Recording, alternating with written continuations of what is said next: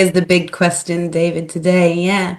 Does our creativity become limited by AI? Remember, as we shared, creativity involves emotions, flow, identity. It's not much of a logical thing. The act of creating is more abstract, it's embodied, and it matters, and it puts us on a visceral level. We feel it. So I am really curious about AI because if it's changing these processes of feeling and creating, making our task too easy or too fast, it might not just be a shortcut. It might rewire our entire brain and our entire experience of how we relate to the world, each other, research, academic articles, and more. Yeah. I think it's a very important time in history right now. The speed at which AI is developing is surpassing our abilities many times. And if we rely too much on these platforms, we run the risk of being over reliant and diminish novel thinking. So when we do that, there is a concern that people will start relying too much on these models and engage less in novel thinking. And that has happened to me even, that I sometimes discuss or use AI to synthesize things or to explore ideas. Um, just some weeks ago, I was trying to start writing again blog articles without any help. And I said, oh my God, I'm kind of stuck, and my mind needed to rewire again this pathway. So over time, it could lead to diminished returns and a stagnation of the knowledge base from AI, from which AI learns from us. So AI is becoming smarter, and we might be becoming dumber, let's say. So, knowledge, for example, at Wharton, AI and the future of human creativity, AI's indirect influence on creative brain functions, all of this research has been performed, and they conclude that excessive AI use could potentially diminish the activation or the development, and pay attention to this, the development of brain regions associated with deep internal idea generation and exploration. Furthermore, is it is it creative if AI is making the story for you? Is it really what you think, or you are just being led by these platforms and you are not even noticing what you are doing to your own brain process? No. Yeah, I think it can be quite worrying. If we become dumber and we're also feeding the research into the AI algorithm, then over time the AI algorithm will also start to slow down and not find perhaps new ideas or new parts of human development and evolution. I also think we're kind of going against natural biological evolution, and we're now becoming more attuned to this technological evolution within our beings. So we might not be evolving at the same rate or at the same pace as before. Maybe we're going far beyond what we did before, or maybe not in terms of our health and our holistic, happy living. But anyway, if AI is writing our life story, or any story for that matter, or doing all the work from us, I'm not sure if it's a good thing.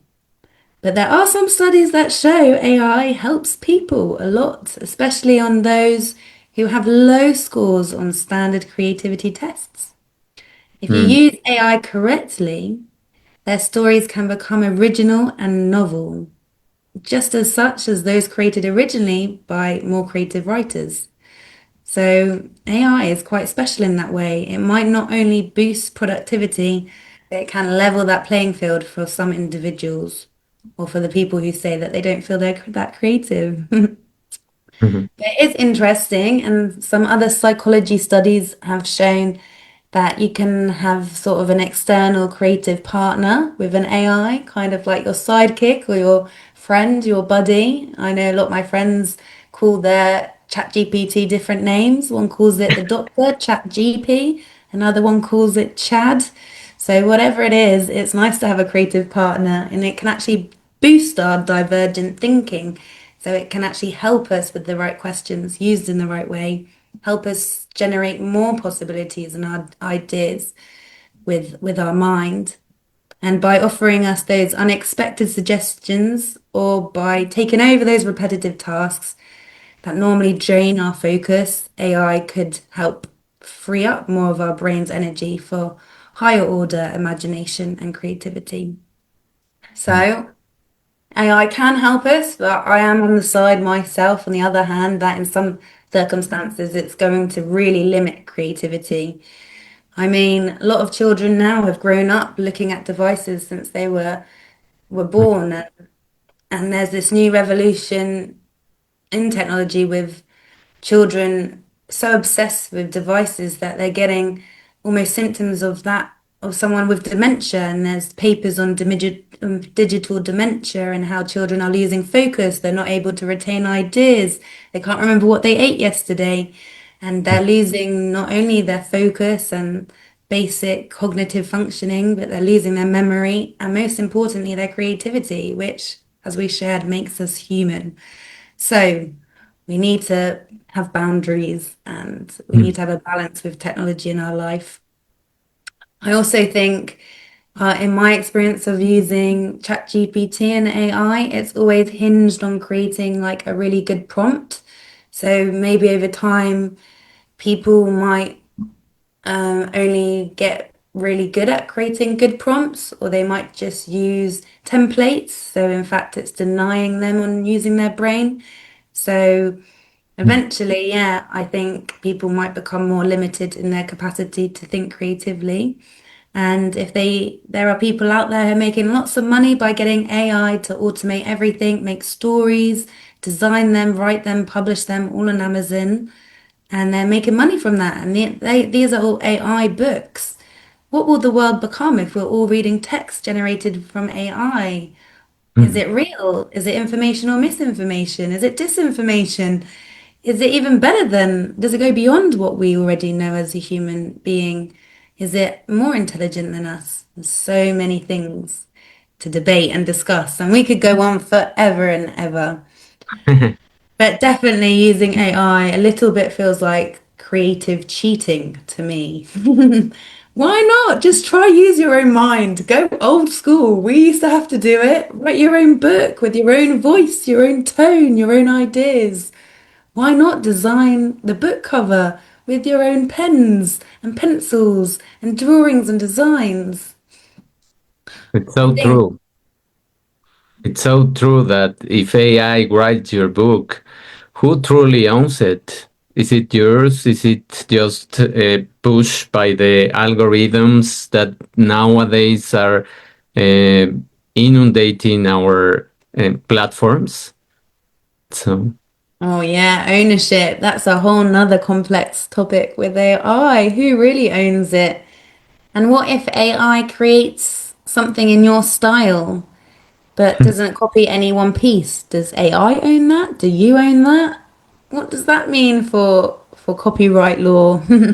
It's never been built for this scenario, so I bet they're having some interesting discussions on it as well.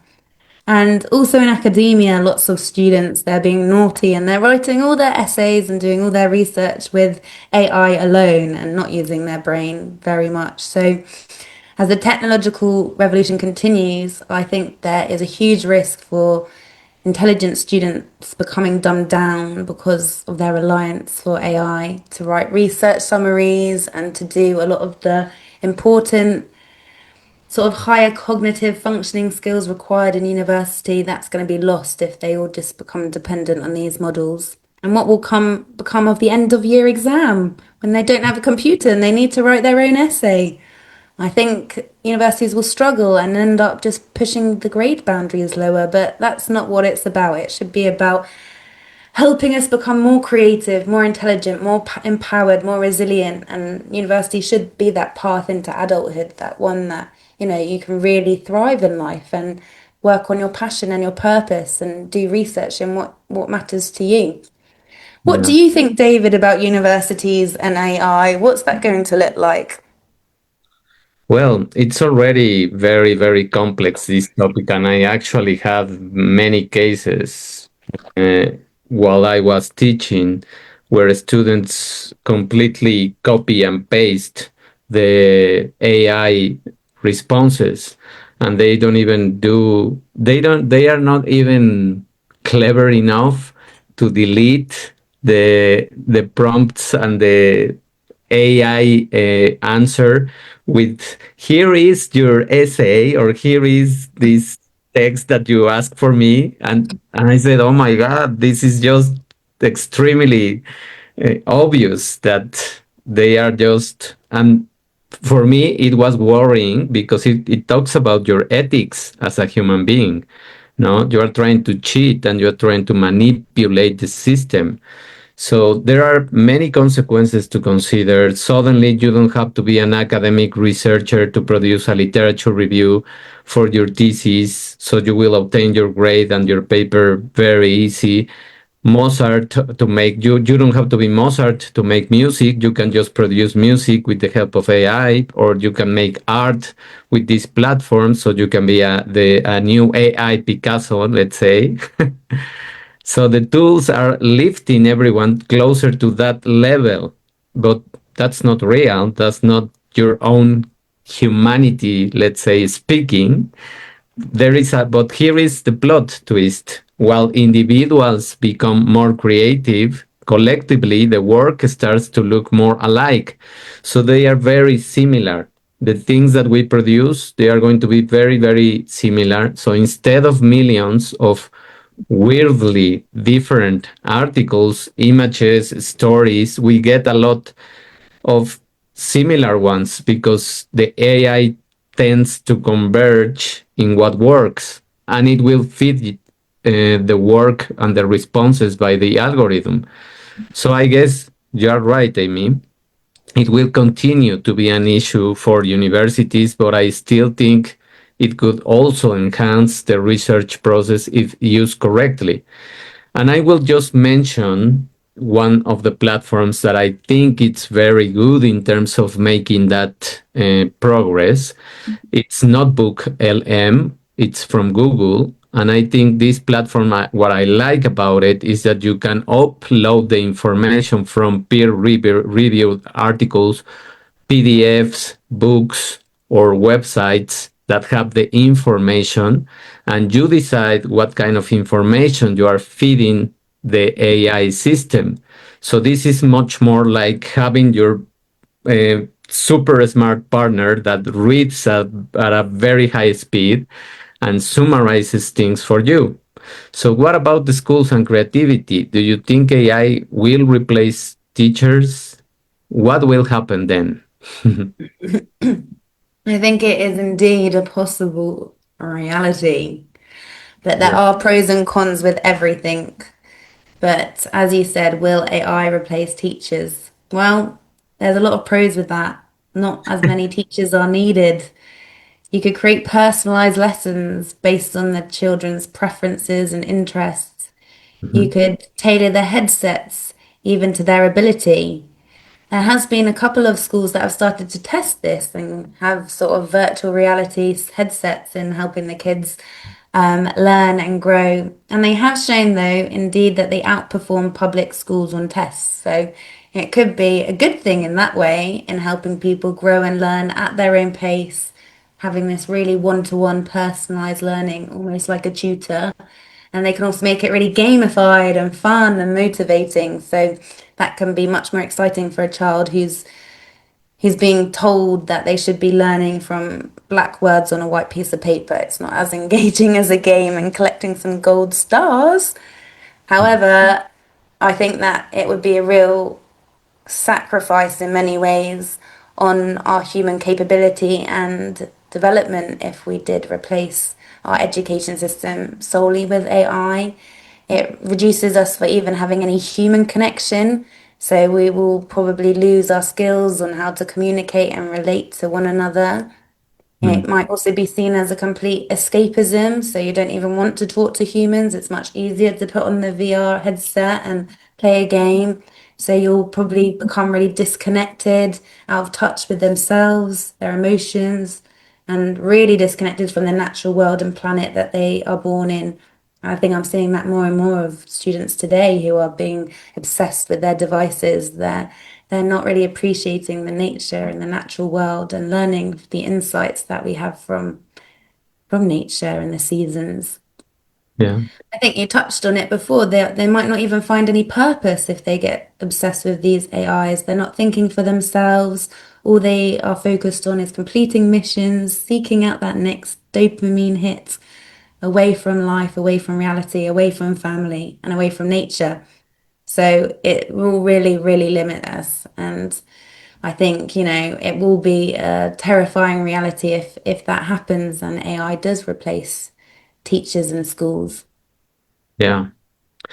Yeah, I completely agree. And I think we saw a snapshot of that kind of zombie-like society when we were in the pandemic and many children were not allowed to be in the school.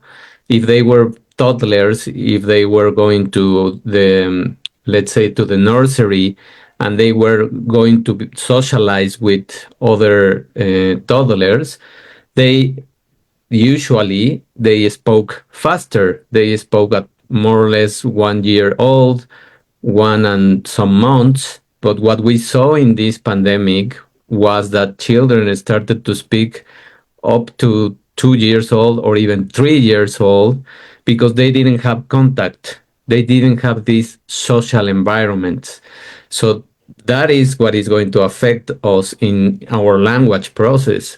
So that could be a very scary world, and kids would become zombies glued to the screens, whilst in the background we have robot wars, maybe. So it's just like the science fiction. So who knows what kind of world is going to develop? It could get out of hand in the hands of these dodgy AI models that they can overpower what we want. And so, to summarize and to compact this big episode, AI could be used just as a basic tool, as a task specialist for big computation. So, an ever present creative assistant to brainstorm ideas, and a co creator, but not as the creator. Let's try to not use it as the single creator.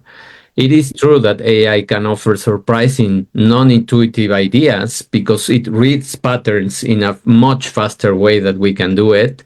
But that is it. It will just give you the patterns. It will just guide you in the direction. So, like when it discovered a new way of coloring a mathematical plane that no human had thought of, that's not speeding us up, that's breaking the patterns. So, as you well know, in the last few years, AI tools have exploded into our daily lives, helping us brainstorm, design, and solve problems faster than ever.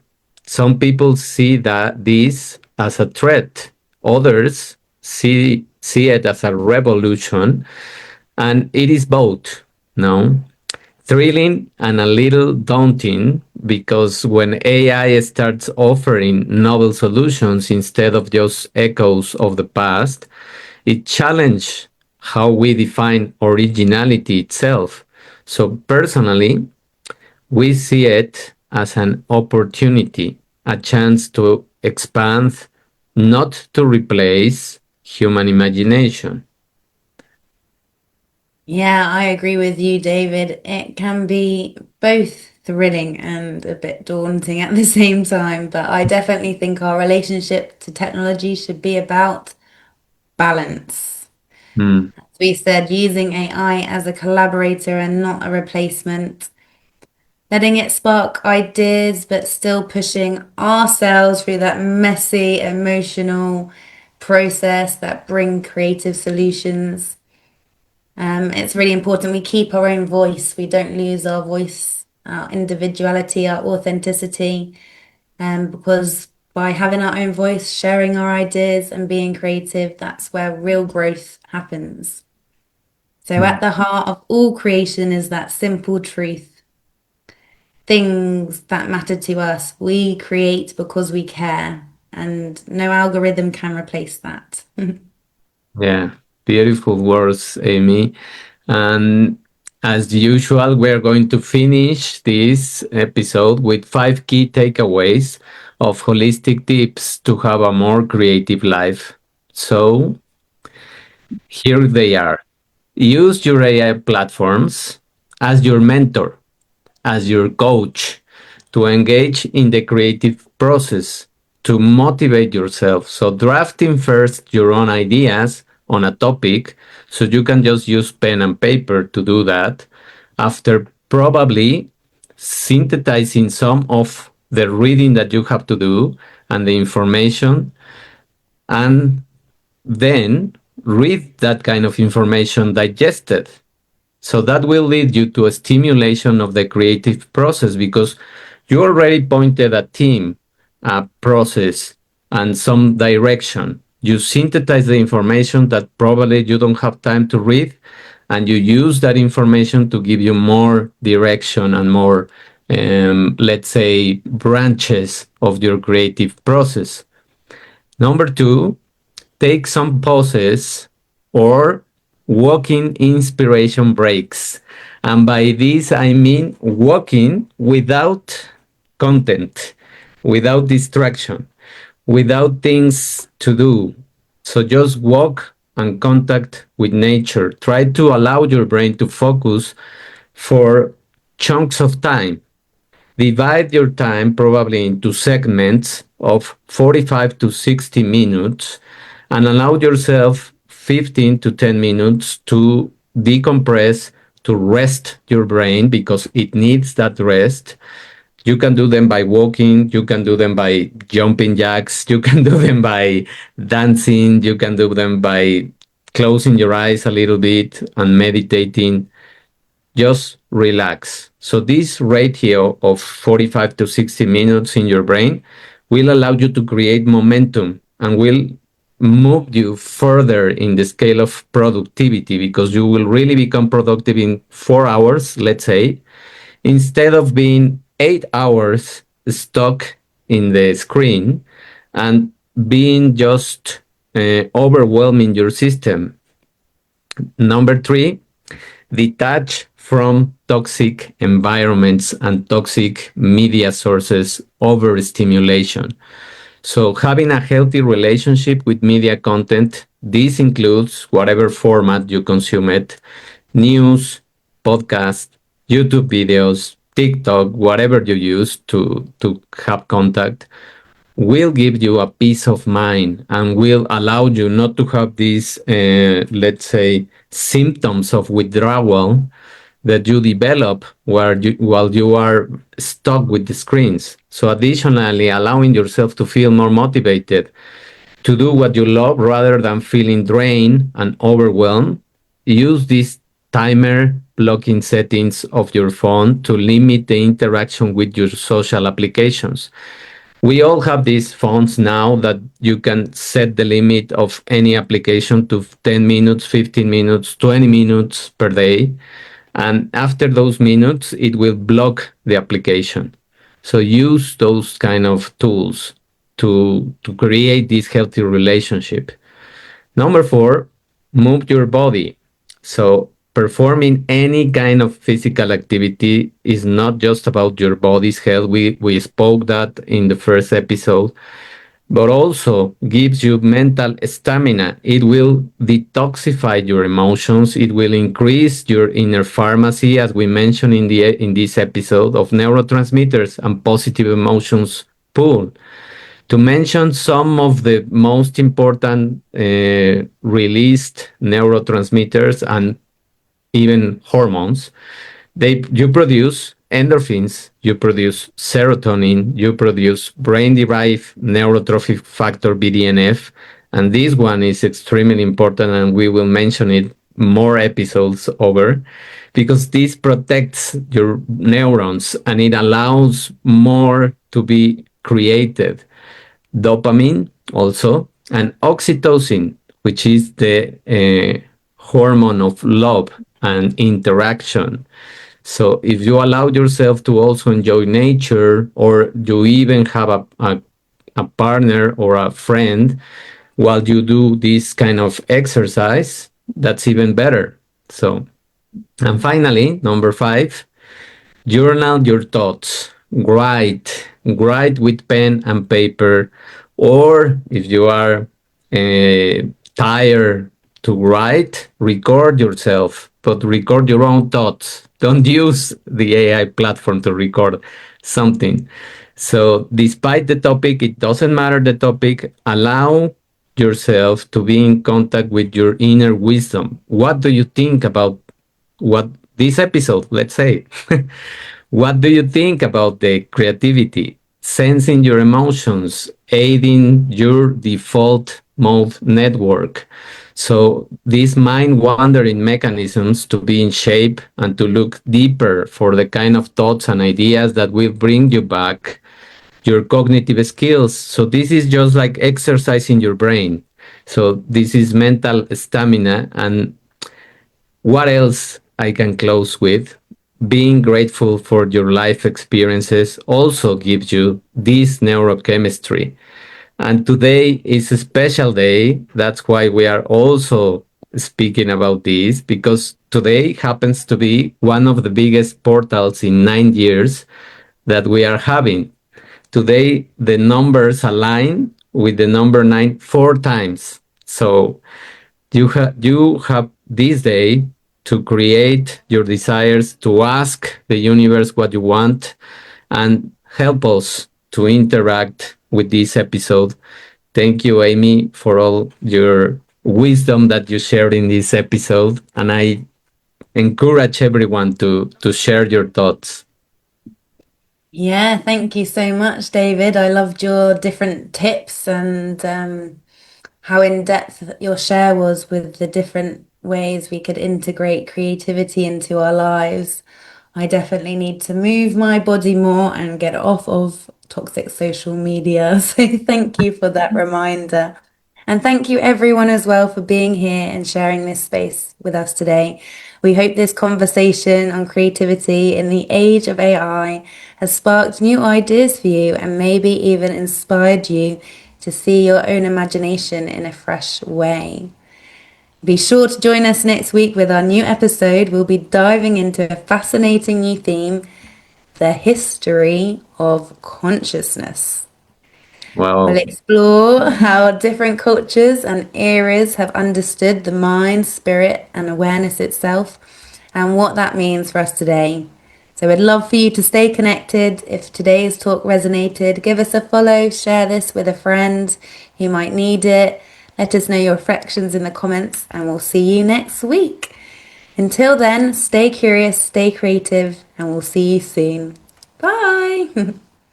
thank you, everyone. And I encourage you to rate us in Spotify. We already have our podcast episodes there. So give us a rating, please. Give us some inspiration of your thoughts.